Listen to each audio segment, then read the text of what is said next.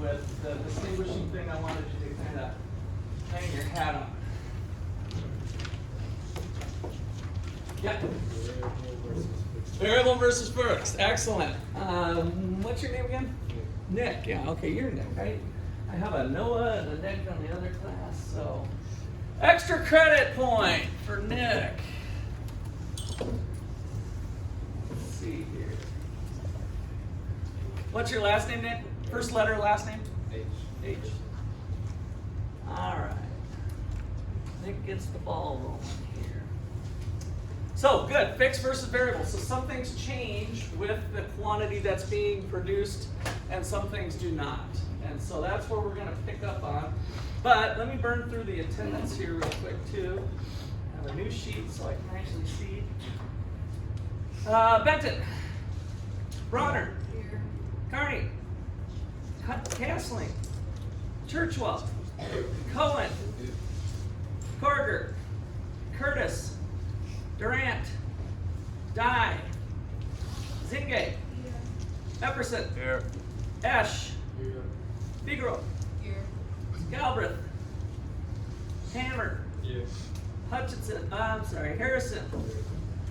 Hendricks. Here. Jenkins. Here. Cole. Here. Mann. Here. Melton. Here. Milovic. Here. Navrati. Here. Nicholson. Here. Okemba. Olivio. Here. Piche. Here. Padilla. Padillo. Prather. Reardon. Reyes. Here. Is that Anthony or Achilles? Both? Yeah, we're both. Both? Yes. Okay. Ryan. Here. Rocchio. Rollins. Here.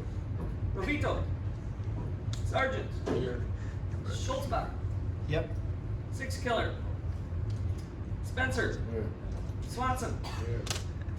Von Holten. Wittenbeck. Yanger. Here.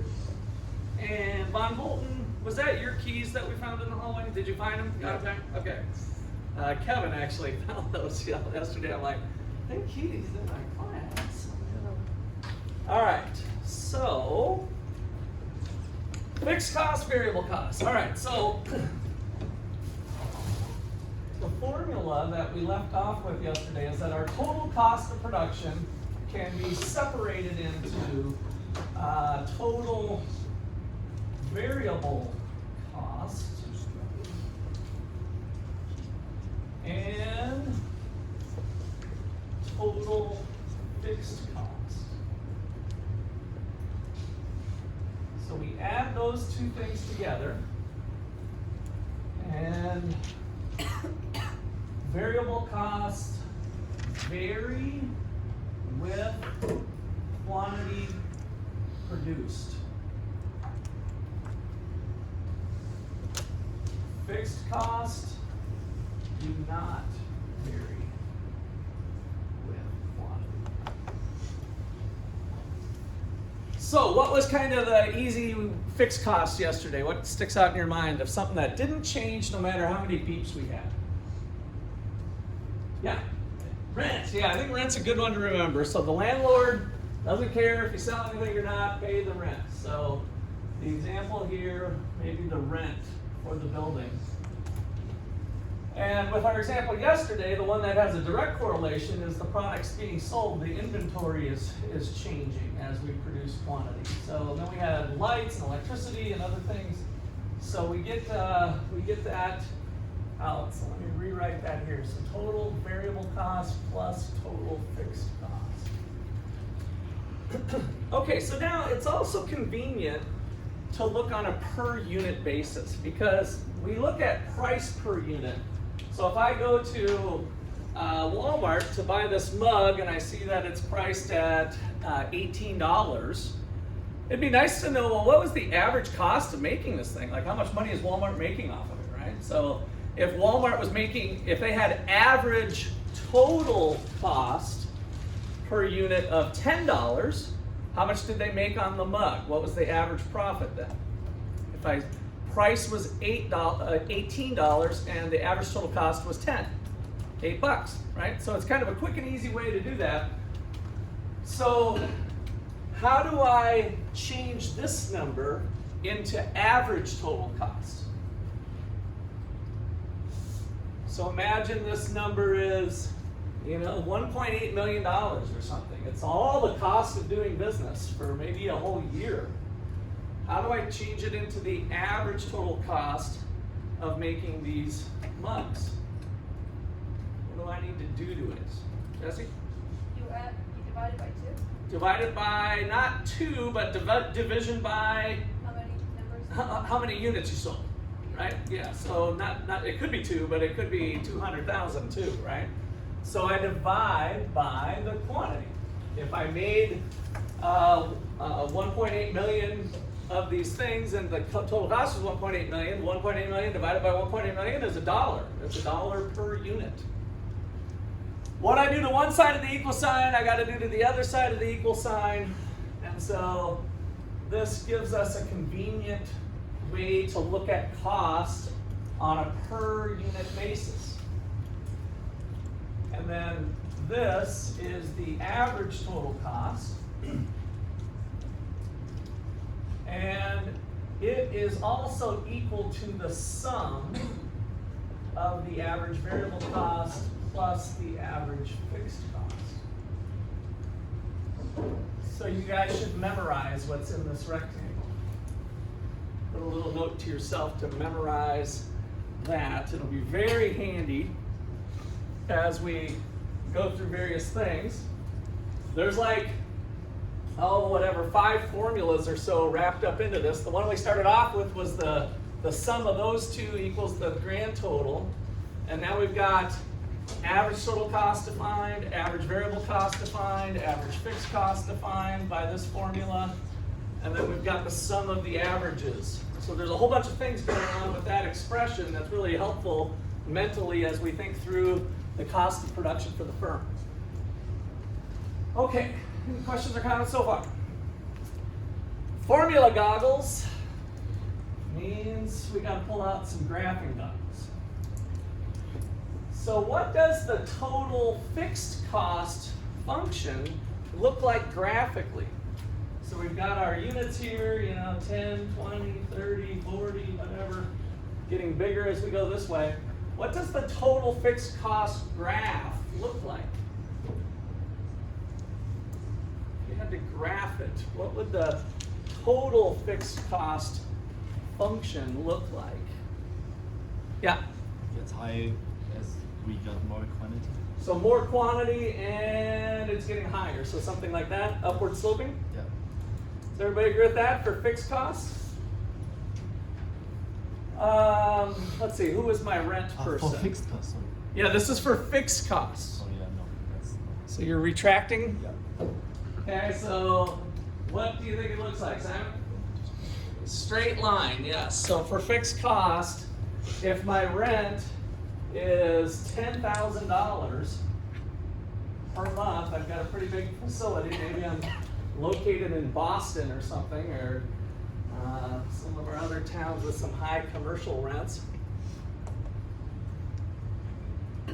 They don't care if I sell 10, if I sell 10 units, how much rent do I owe? If I sell 10 units, 10,000. So I go up to the function here, plot a point. If I sell 20 units, how much rent do I owe? 10,000. 10,000. If I sell 30 units, 10,000. 40 units, 10,000. 10,000, 10,000, 10,000. So the total fixed cost function, the graph, is a flat horizontal line right at 10,000 bucks.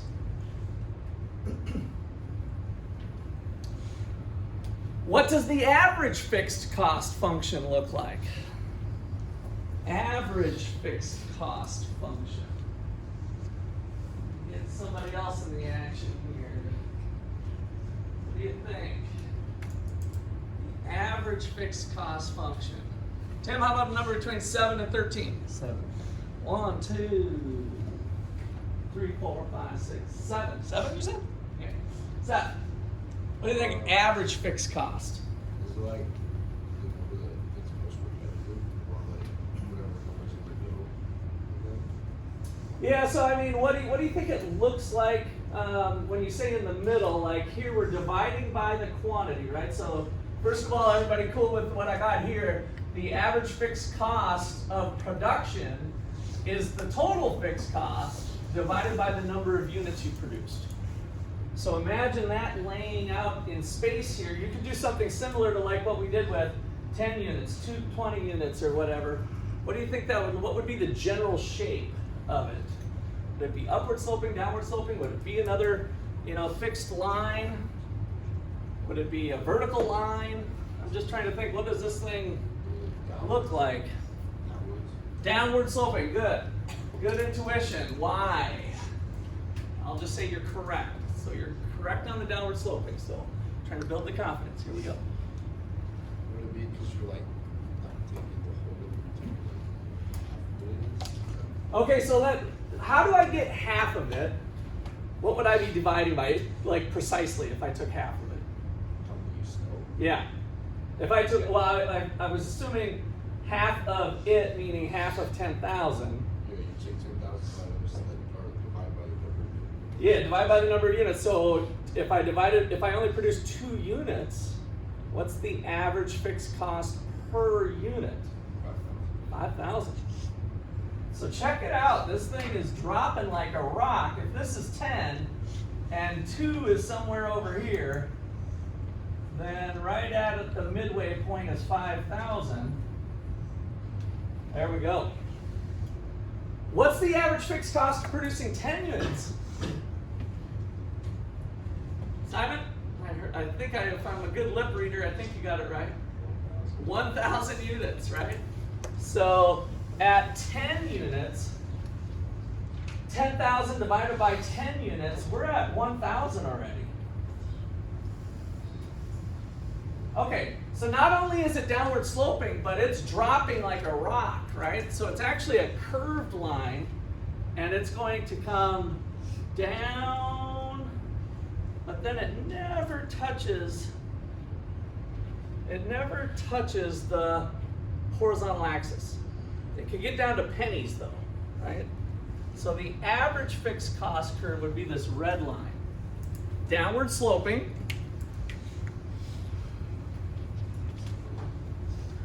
And this is where we start to get the feeling that bigger is better in terms of cost and units produced. So the more units I produce, there's a little bit of rent in here, but not very much, right? Even if at 10,000 units, if I have 10,000 units and $10,000 on an $18 mug, there's only $1 worth of rent. Imagine if it's 100,000 units, right? Then all of a sudden it's really tiny.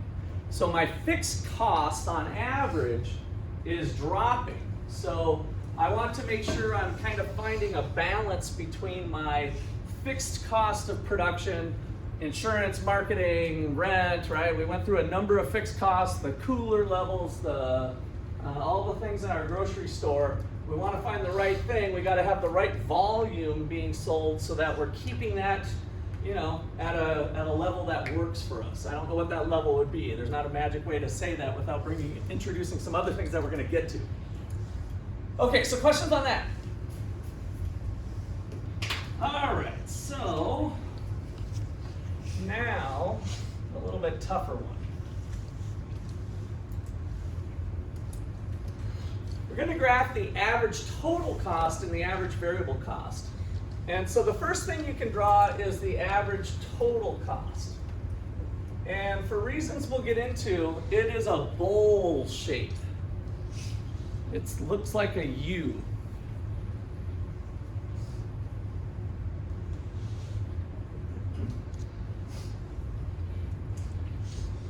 And then figure out on your paper where the absolute minimum point is. That turns out to be a special point. Put a big fat dot there. And you can kind of put that is the minimum point, where average cost is at the bottom.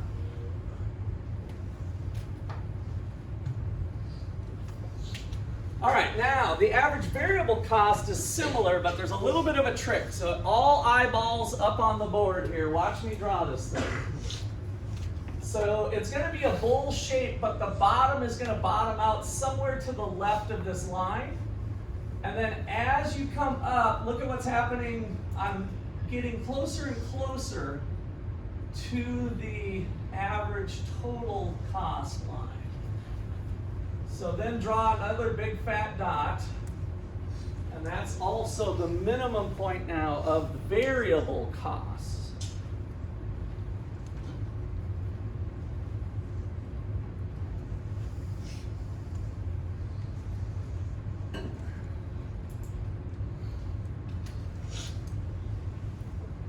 All right, anybody know why that distance is shrinking? This kind of vertical distance between the two curves is shrinking. Anybody know why? You've got enough information on the board to put it together from what we've gone through so far, but it's not real easy to see.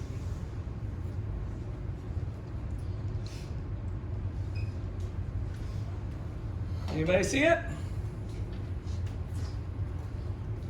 So I'll give you a hint. We no longer have to draw this red one.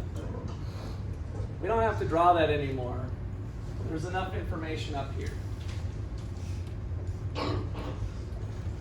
And I don't have them perfectly drawn. What exactly is the question?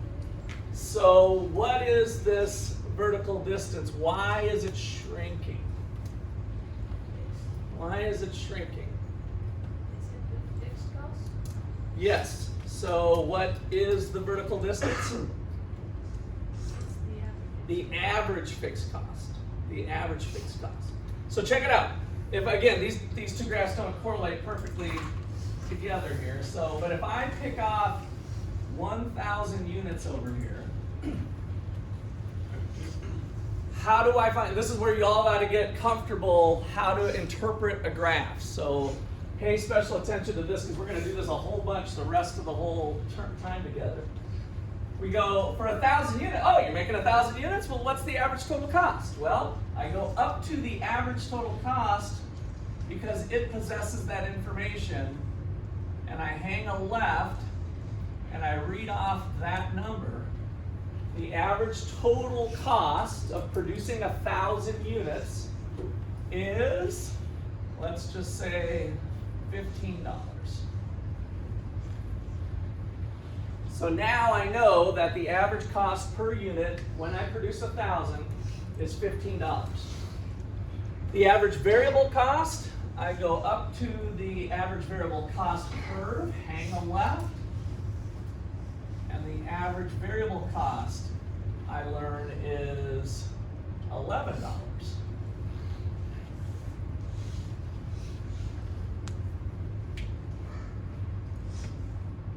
So this vertical distance here would be equivalent to average total cost minus average variable cost.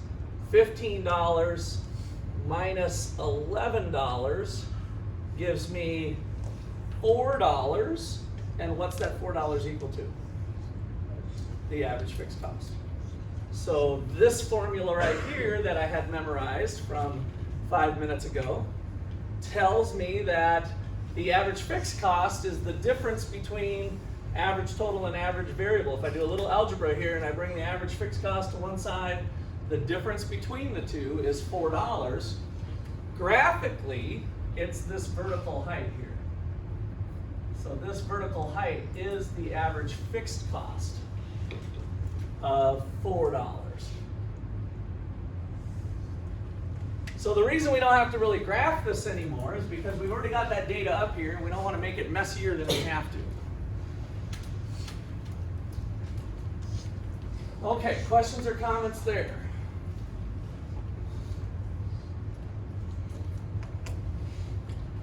All right, so that is our averages. And the most important one we haven't talked about yet. And, well, we haven't talked about it in this chapter, in this context, but we've talked about it a lot so far, and that is the marginal cost.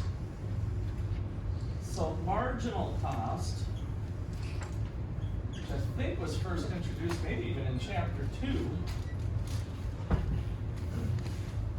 And now we'll put a little bit of a different spin on it to make it applicable to this production problem for the business. The marginal cost is the cost associated with an additional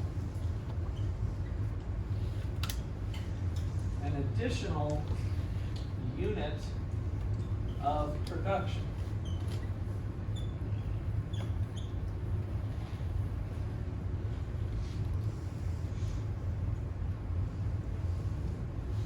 So marginal cost is the cost associated with another unit of production. So if we're currently cranking out 20 mugs here, I don't really have to worry about the rent too much. I'm just like, well, what if we just make 21, right? What's the cost of the 21st mug is what marginal cost is analyzing. So I've already got all of my machines set up. The ink and the color painter thing is set to green, right? I've got all the stamping for Contigo and 22 ounces is all set up. It's been programmed into my machine. And I'm like, well, what's the cost of just producing one more today, right? The cost of an additional unit is what the marginal cost curve is, which is the most important cost curve in economics class for sure, because it's going to be helping us make good decisions by looking at it. So the formula is saying, well, if I'm looking at the cost of the 21st unit, what was the change in total cost from changing a few extra units? So the formula, we're going to put in our delta for shorthand math notation of just change. Change in total cost. How much did total cost go up by when I produced a few more units? So it could be 1 unit, but the formula we use here is this. So for instance, if we went from 20 units to 30 units, then we would say, how much did our cost go up by when we went up in units from 20 to 30, an additional 10 units, right? And then it's kind of taking the average between there, but it's looking at small changes. So it's ultimately getting us down to what's the cost of an additional unit. All right, any questions or comments there? All right, I'm going to rewrite this up here so that we got it nice and clear here. So you guys can just probably continue on with your notes wherever you had it. But I wanted to do an extension to this because we just learned here that, oh, total cost equals total variable plus total fixed. So let's just do the same thing with these little triangles. The change in total variable cost over the change in quantity plus the change in total fixed cost over the change in quantity, right? I'm just kind of distributing that triangle through the expression.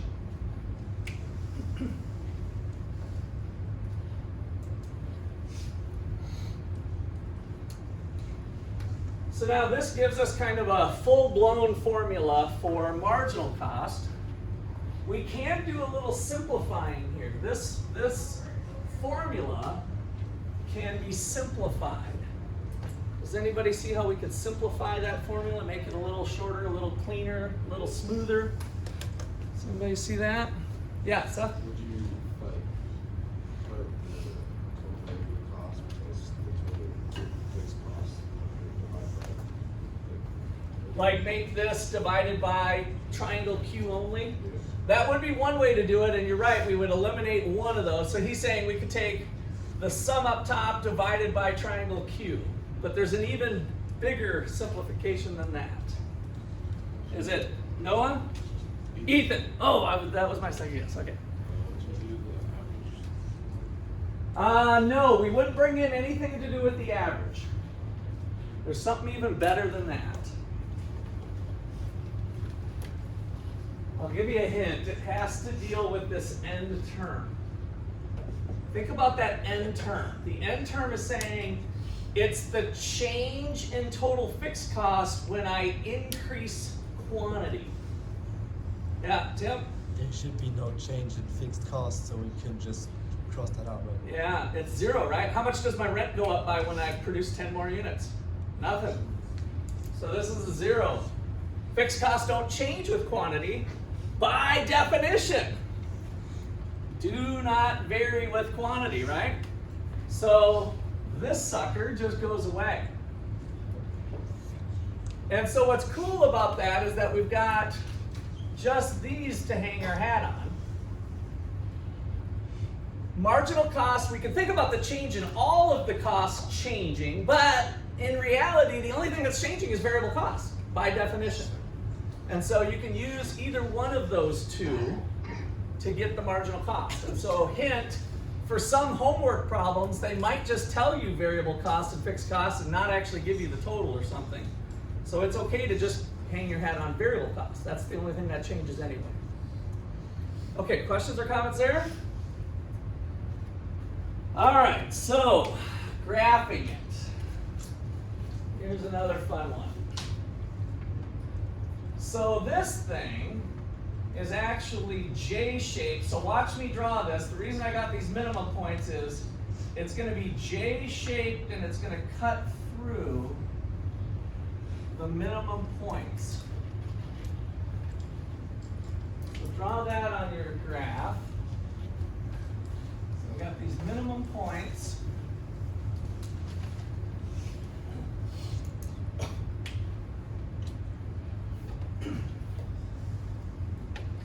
And it turns out it has to work that way. It has to cut through the minimum point. And so I think the easiest way to think about it is by thinking about your grade point average. So let's say you came to OU as a freshman, did your whole freshman year, and at the end of your freshman year you had a 3.0 grade point average, right? 3.0. And then you start your sophomore year, but you met a bunch of friends your freshman year, and you started smoking a little dope, partying, a little bit of, tequila on the weekends. And so sophomore year, fall term, you get a 2.0. You get a 2.0 fall term sophomore year. What happens to your overall GPA? Does it go down to 2.0?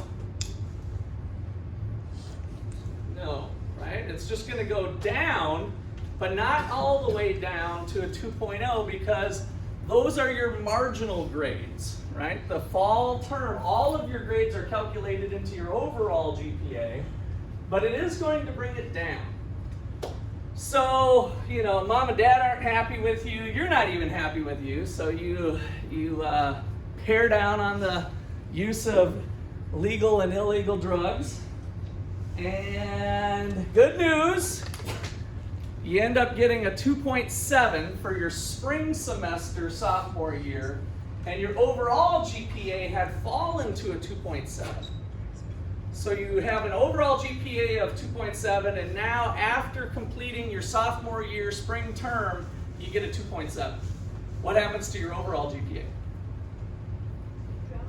Drops? Stays the same.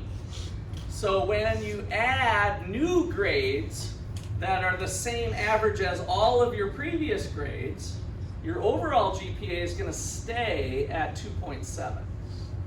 Well, now you're getting into your junior year, and you know that you've been told an internship is really a good thing to have, and so businesses are going to be looking at your GPA a little bit with applying for internships.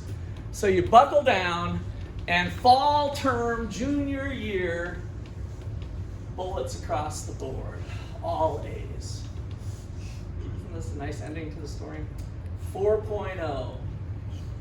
So with a 4.0, is your new overall GPA of 2.7 going to go up to a 4.0? No, but it's going to go up, right?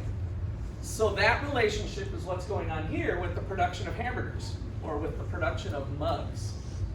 The same thing's going on for businesses, is that if the production of an additional mug, if the cost of the 27th mug is less than the average cost of all 27 mugs, it's going to pull the overall average down when you produce it, right? Just like when we had the marginal grades below the overall average.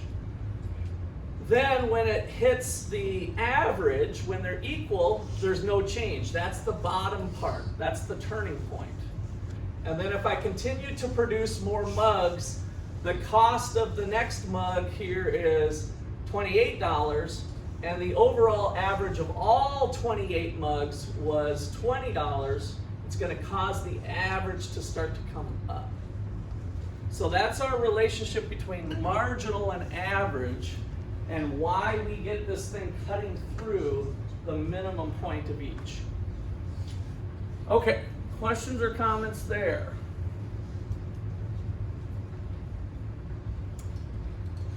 All right, we got lots of fun stuff going on here. Yeah. Would be the minimum point, like the average total cost and average variable cost.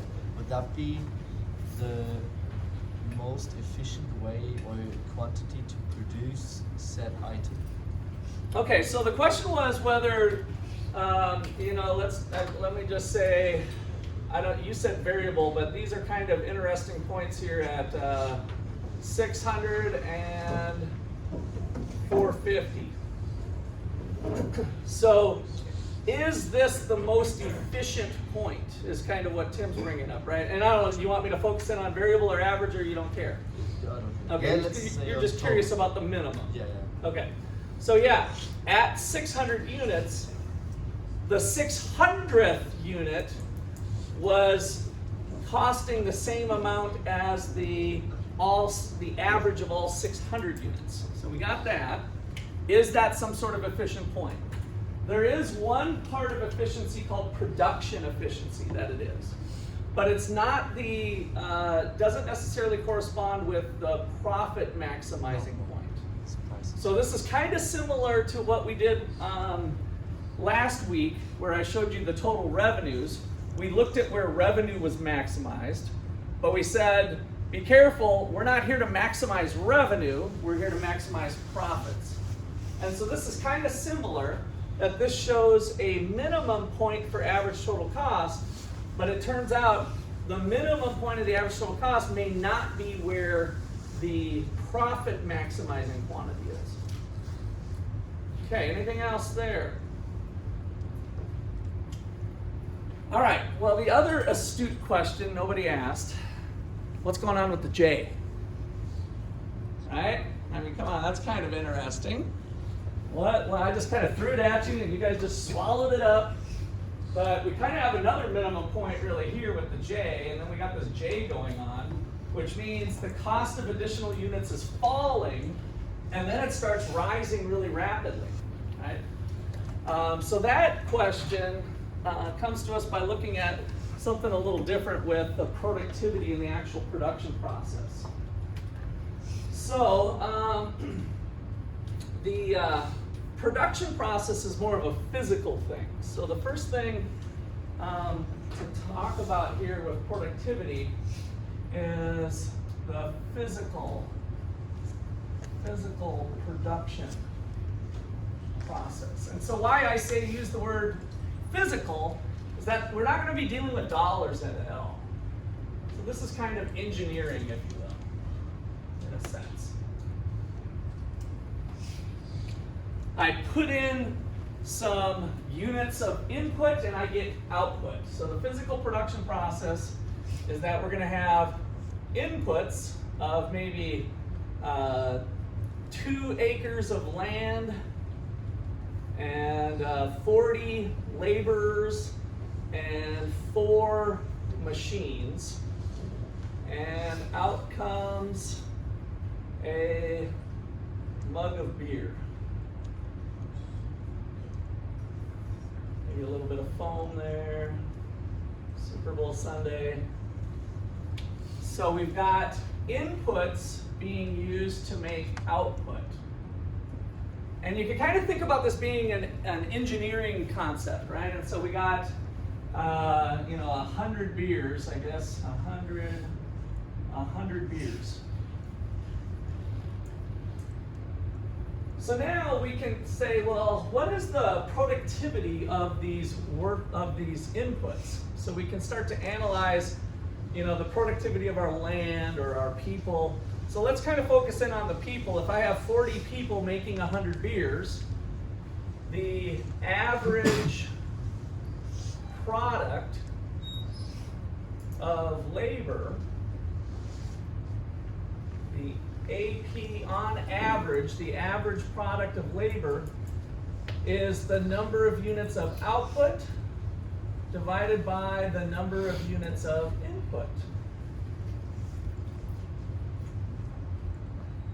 And so with this, it takes 40 people to make 100 beers, and so we get 100 divided by 40 is, what do we got there, 2.5? 2.5 beers per unit of labor. So 100 divided by 40 equals 2.5 beers per unit of labor, or shorthand, B over L. And maybe it'd be better, for a little cleaner for me to use Q with the subscript B here, QB, quantity of beer per unit of labor. So that we're real clear here. Output is the Q, and inputs are the resources. Inputs making outputs, right? All a physical relationship, an engineering blueprint.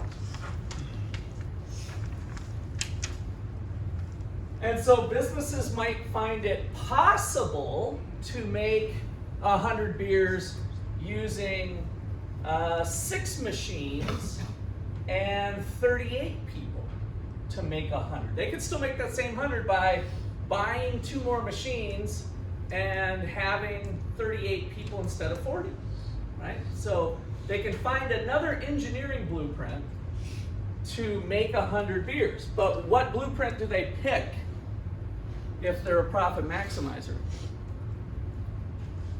What blueprint do they pick? If the engineer gives them 5 different blueprints, here, you can do any one of these to make 100 beers. The most efficient in what sense? The quickest. The quickest, I want to keep going a little bit more. I like you saying more efficient, I just want to tie that down. Cost.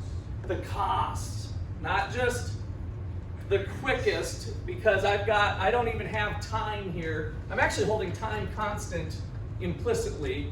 So this is the production of 100 beers on a shift, an hour, a day, a week, a month, but I'm kind of holding time constant.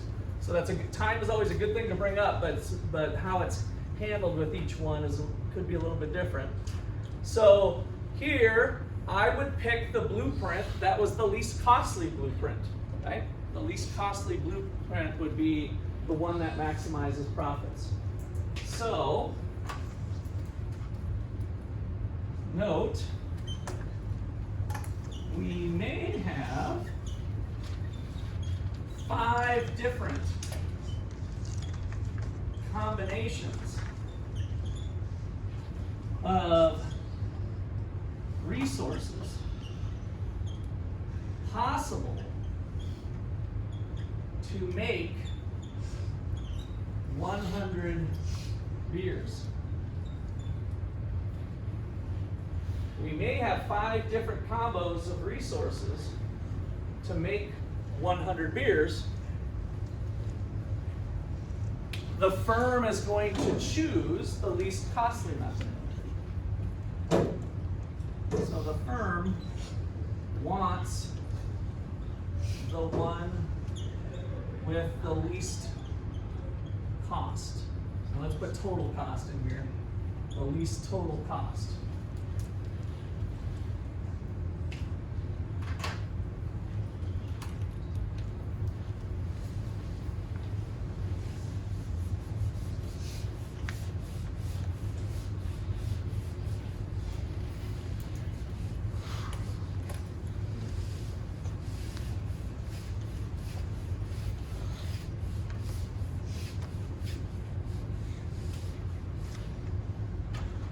Okay, any questions so far? Yeah. What does it say? You can always stand up, so don't be bashful. So, least total cost. So the firm, to maximize profits, the firm's going to choose one with the least cost possible out of those 5 different options that the engineers brought forward. This is why a lot of engineers end up getting like their MBA to have some business background, because the engineers might be able to come up with lots of different methods, but the one that would be best is the one that makes the business sense. All right, so how many of you have worked in a restaurant? Show of hands, restaurant work. So this is kind of one of my favorite examples. I'm going to bring you through a little thought experiment to help explain how the production process connects back to the dollars and ultimately the marginal cost. So I want you to imagine that this tabletop here is my grill at the restaurant. So this is the grill for the restaurant, this exact size tabletop here. And I can produce 100 hamburgers working by myself. So Russ, working on this grill over the course of a shift, can make 100 hamburgers. So my question is if I can clone another Russ and have an exact same person come and join Russ number 1, how much will Russ number 1 and Russ number 2 make together? 200, more than 200, or less than 200? So Russ number 1 working alone can make 100 hamburgers. I have cloning available with today's technology. So I get Russ number 2 to join Russ number 1. Does production increase to 200, more than 200, or less than 200? Is the grill So for 2 let's people? see, show of hands here. How many people say 200? How many people say more than 200? How many people say less than 200? All right, the good news is you're all right for partial credit on the test. You'd have to explain yourself. So how would you get more than 200? Those of you who claimed it was more than 200. Yeah, Anthony? You guys could possibly like work out a system to create more than 200. Okay, good. What do you mean by a system? I think you're onto something there. I don't know, like you have your grill, somebody's working on this at one time, somebody's over here working, that switch, it's like a rotation where it's constantly. Good. Yeah, so the word we put on that is specialization. Adam Smith in the Wealth of Nations 1776 was kind of the first person to really write on this. The notion of having labor be specialized and that there could be potential gains from people having tasks that are the same. And we've all experienced that, right? Like you do this, I do this, and then once you're starting to do a task more, you get better at it, right? You get more productive at it. So if we were doing 2.5 beers per unit of labor, maybe I can do 3 if I start to have some specialization in the labor. So that is how we could get more than a couple hundred, is that Russ number 1 now focuses in on pattying up the burgers and toasting the buns, and Russ number 2 is worried about setting up the plates, getting the lettuce and tomato and the other fixings with the burger, right? So specialization could lead to more than 200. It could be possible that if there wasn't that specialization, we'd be at the doubling, which seems kind of reasonable kind of at first blush. That's part of the reason I brought in a cloned Russ. I didn't want to confuse things that Russ number 2 has more skills than Russ number 1. I wanted to hold that constant. So that's why I picked a cloned Russ. All right. And then we had those of you saying less. Why was it less? Daniel? It might just do with like the space they're working in. Okay, good. Yeah, I think that the space constraint is what's going to drive it ultimately. So how much space, again, we're kind of visualizing here, but how much space can fit on this in a given shift, which I didn't define either, right? I'm leaving things intentionally a little abstract here. So it's possible that maybe we could do some specialization, but at the same time, the two Russes aren't able to use it with the current size grill. But I was trying to make the grill big enough, and usually for kind of starters, maybe there's enough excess capacity, enough grill space that we're not running into space constraints.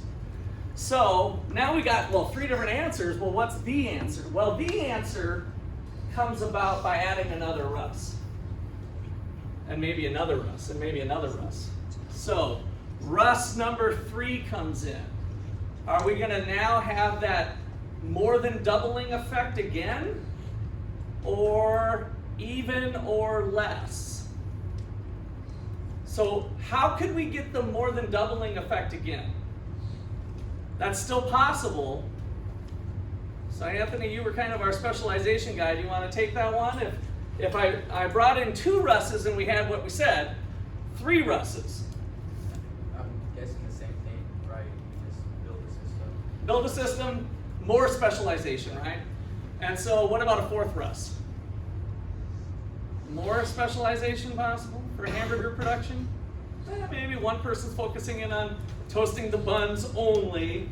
The next person's focused in on pattying the burger only and watching it. The other person's doing the fried onions. 5th Russ, 6th Russ, 7th Russ, 8th Russ. Are we running out of potential specialization? At least with my hamburger example, we're probably starting to run out of it. But to the extent of the complexity of the production process, we might be able to keep adding Russes and doing further specialization, right? So if we had a more complex production process, could lead to multiple forms of specialization. When we get into a corporation or something, or even small business for that matter, we got lots of specialization going on, right? We have the accounting department, we have the engineering department, we have the business department, accounts receivable, accounts payable. If you're a smaller business, then accounts receivable and accounts payable is just called the accounting department. They do all of that, right? But as business starts to grow, maybe we can do further specialization and those people will get better at just specializing in payables versus just specializing in receivables, right? And now all of a sudden we get more. So it's possible to get that. What else is going on though when we have Russ number 4, Russ number 5, Russ number 6, Russ number 7? Daniel. Space is getting Space! We're back to this grill top, right? How about Russ number 17? If this is physically, I wanted you guys to kind of think, this is my physical grill. Imagine 17 of me around this grill. Are we able to really perform our task at all? No. So we've quickly bumped into the law of diminishing returns. The law of diminishing returns. And so the law of diminishing returns says the congestion factor will always outweigh the specialization factor.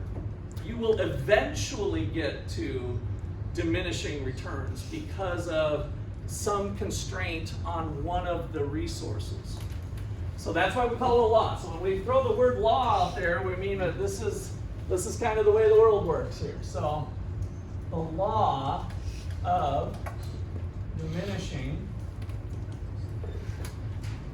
returns or marginal product.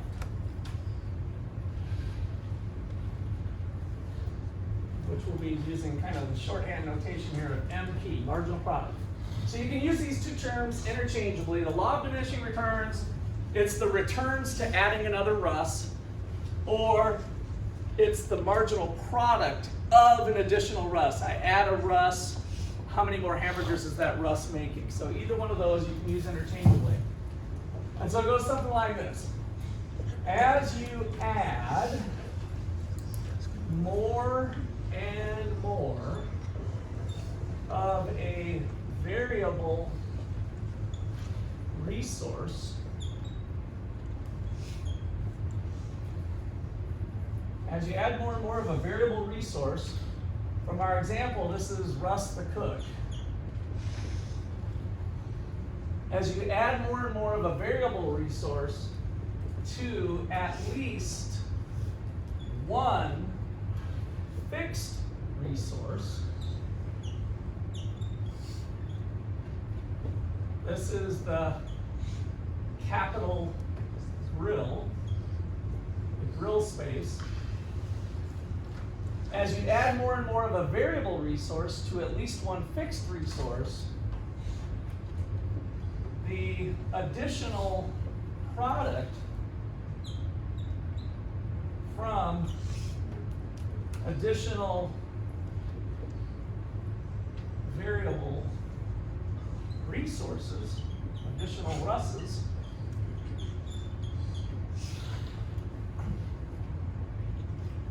will eventually decline or diminish.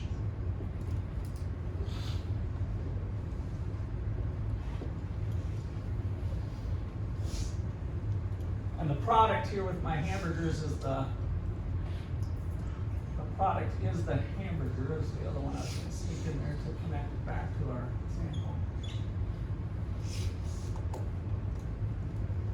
So as you add more and more of a variable resource to at least one fixed resource, the additional hamburgers you get from additional Russes eventually declines. That productivity falls.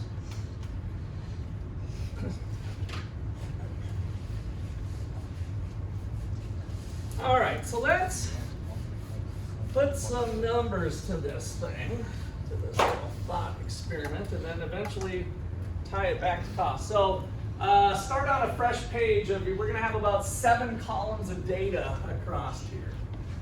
So we're gonna have Russes and hamburgers. So 0 Russes gets you 0 hamburgers. You need some labor to make the hamburgers. 1 Russ gets you 100 hamburgers. 2 Russes gets you 220. 3 Russes gets you 320. 4 Russes gets you 400. And 5 Russes gets you 460.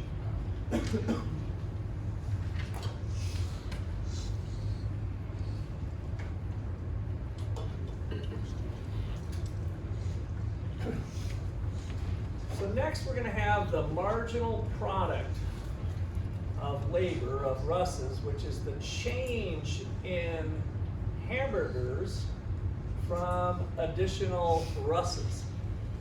The marginal product of labor. So what is the marginal product of the first Russ? The first Russ, 100.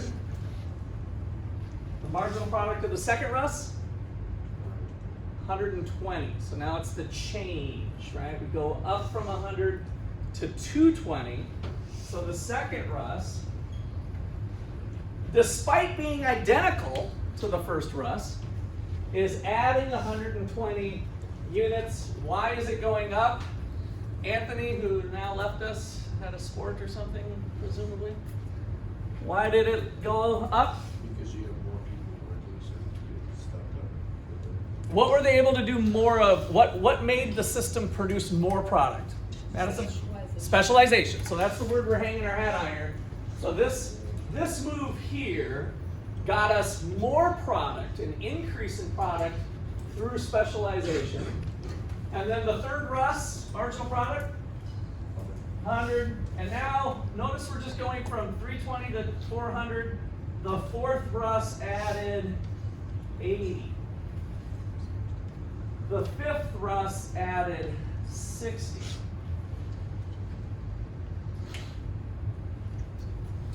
So when did the law kick in, according to these numbers?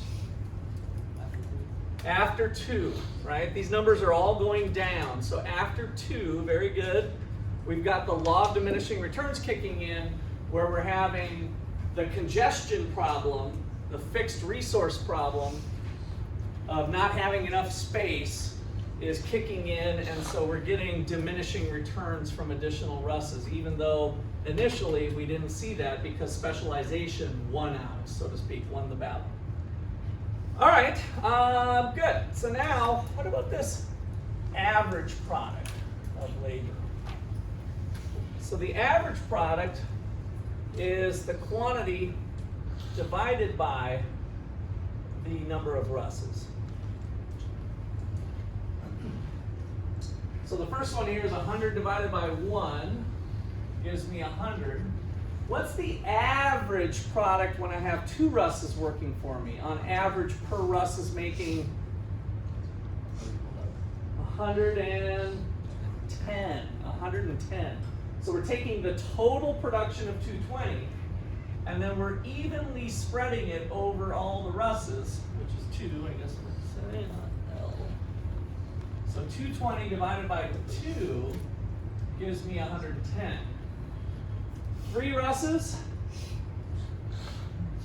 106, what, 0.33 maybe? 0.7, yeah, 0.66.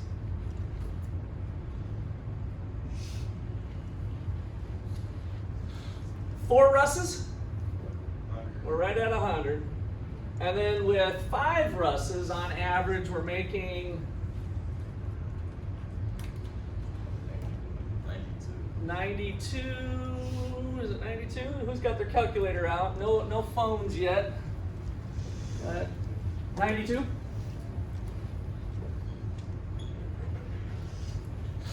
Okay, so here's the thing that economics brings to the table that sometimes is missing from real world business, is that real world managers, you guys might have worked for some, tend to put too much focus on the average product. And so here's where it could lead them astray.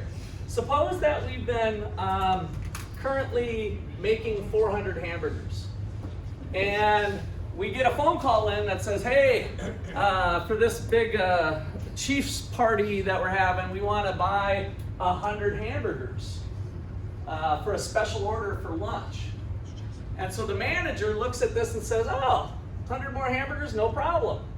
With 4 russes, I'm making 100 hamburgers. I'll just hire an extra person for that shift, and we'll be able to meet the big deadline for the lunch for the extra 100 hamburgers. That's a nice reasoning to it, right? But when the manager actually hires the 5th russ, and they start working that day, did they make enough hamburgers? No, because the manager was looking at the averages rather than the marginal, not taking into account diminishing returns. And so then what happens? They hire a 5th russ, and then they're all frustrated, like, you guys are sloughing off, you've been on TikTok all day, get to work, right? And then they're like, boss, we've been working our tail off, right? We've been working our tail off, but there's not enough grill space. And so they only cranked out 60 hamburgers, and now we have an unhappy customer that wanted 100 hamburgers, and the food is too slow, right? So decision making is here at the margin, and that's what kind of the economic way of thinking is to keep focused on the margin rather than these averages. The averages might be helpful in certain situations, but a little more emphasis in terms of decision making is at the margin. All right, so now let's get into some dollars here. So suppose that we've got, we can hire as many russes as we want for $10 an hour, 10-hour shift, whatever. So our labor cost, so our total variable cost, I can hire as many russes as I want at $100. So when I hire 1 russ, I get $100 of total variable cost. We're going to assume, we could say burgers and other buns and stuff are wrapped into there, but try to keep it easy here. I'm going to hire an extra russ. It's going to cost an extra $100. So 2 russes, how much is my total variable cost? Equal pay for equal work. 200. Okay, so 200, 300, 400, 500. Each russ will come to work for $100.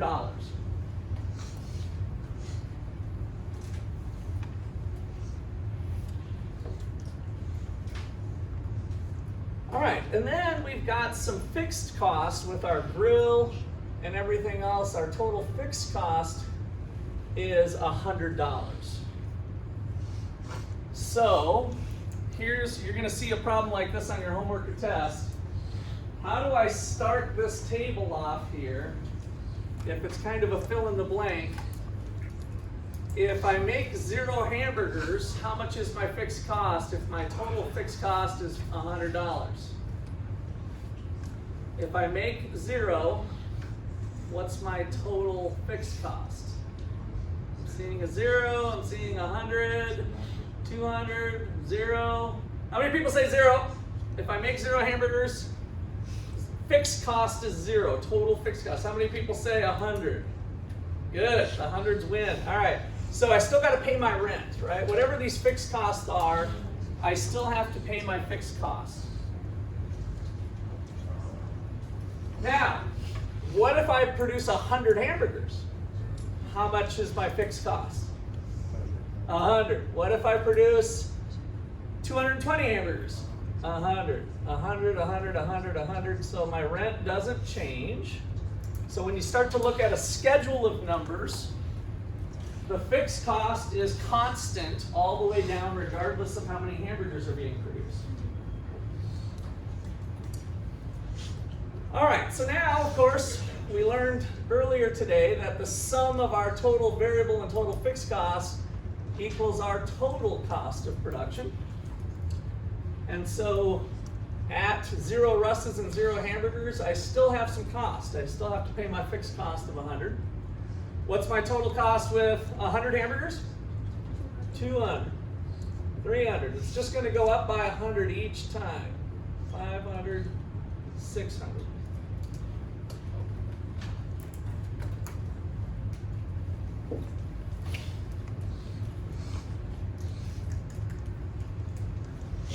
All right, now here's where it gets kind of strange as we start to figure out the marginal cost. So if you think about why do we get that marginal cost curve J-shaped and really going kind of crazy, right? So the marginal cost was up here, maybe the average total cost was here.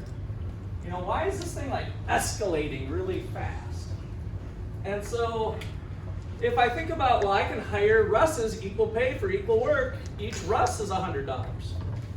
My fixed cost is $100 no matter what. So it looks like everything is kind of going equal, right? The change in cost, rather than being J-shaped, would be some sort of straight line, right? With an equal slope. I add 4 hamburgers, I add $4 a cost. 4 more hamburgers, $4 a cost. That's not what the J-shape says. It says that it's accelerating. And so now let's kind of put that to work here. So now go ahead and pull out your phones to use as a calculator. I want you guys to kind of see this and become believers, hopefully. So our next column is going to be marginal cost, which is equal to the change in total cost from the change in quantity.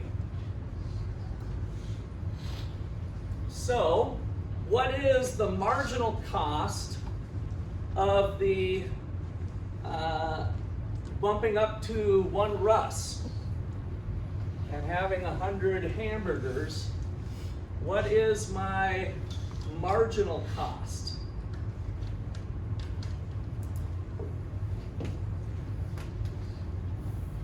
What's that? 100? Nope, it's not 100. The marginal cost, so it's kind of the marginal cost of a hamburger. So when I bump up from 0 to 1, I go from 0 Russes to 1 Russ, and my quantity of hamburgers goes up to 100. What's the marginal cost of the hamburgers? 2? How'd you get 2? It is 200. Donnie? 200 divided by 100. 200 divided by 100? So what's the change in total cost? Moving from this level of production, which is 0 by the way, 100. the change in total cost is 100. And how many changes in burgers did I get moving from this level of production to this level of production? 100. And so what's my marginal cost per burger? $1. Each burger is costing $1. So the change in total cost was 100. The change in quantity was 100. And so that means each burger is running me $1. What is the marginal cost at the next level of production when I have 2 Russes? 83 cents. So what's the change in total cost? 100 still. But what was the change in output? 120, right? So I'm bumping up production by hiring the second Russ, and there being enough excess capacity that specialization kicked in. The amount of hamburgers went up to 120. The change in quantity was 120, and so we get 83-cent hamburgers. Nice. What happens here at the next level of production? Well, we're back to $1. The change in total cost is remaining constant for us, but what law kicked in? Diminishing returns. So CJ brought us that one, I think. So we're back to 100 in terms of the additional hamburgers. So we're back to $1. All right. What's the next one? $1.25. So we get 100 change in cost. We went from 400 to 500. And again, remember, you can also use the formula, the change in total variable cost over the change in quantity. Check it out. Here's the total variable cost column. 100, 100, 100, 100, right? It's going up by 100 each time. That's what's, so you can use either one of these and you'd still get the same answer of a change of cost of 100. And then how many burgers were we adding? 80. For a total cost of 125. And then finally, the fifth Russ only brings 60 to the table. And so how much is each one of those hamburgers? $1.64? $1.67. So check it out. These hamburgers are getting really expensive now, right?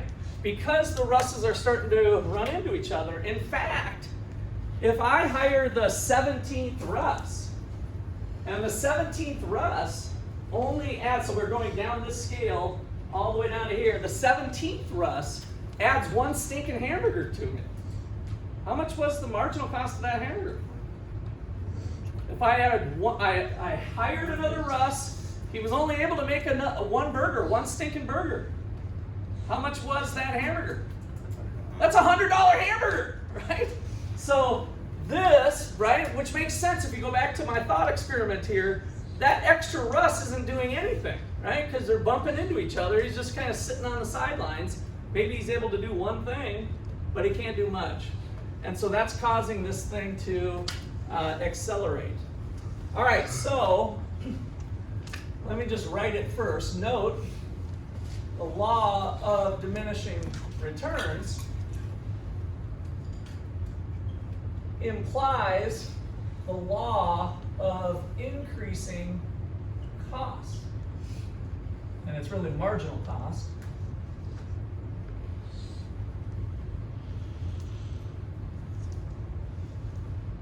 So if we had 100 hamburgers, I'm going to try to draw these to the numbers we had. So 220, and then we went to 320, and then we went to 80, so 400 and 460.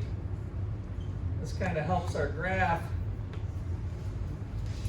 We had $1 for the 100, dropped down to 83 cents for 220. Came back up to 100. And then we go 125. And then we go to 167. And so we get that J-shaped curve because because of the law of diminishing returns. Yes? What does the top right say? Yeah, I was using shorthand. Let me just write that out. I'm going to just squeeze it above here. Leads to the law of increasing. I had a little arrow there. Increasing marginal cost. So it's the law of diminishing returns that gives us that relationship where costs are going up, burgers are becoming really expensive. And so what does the business owner, if the grill was causing the law of diminishing returns, what does the restaurant owner need to do? More space? More space, buy more space, right? They need to reallocate, but that space was fixed in the short run, but now they need to buy another grill. So now we're kind of back to that early example we did of suppose the restaurant needs a new grill, right? And so we buy a bigger grill, and now these numbers change again with a new grill, and now maybe we can even handle 17 Russes if we buy a big enough grill. All right, we'll see you tomorrow.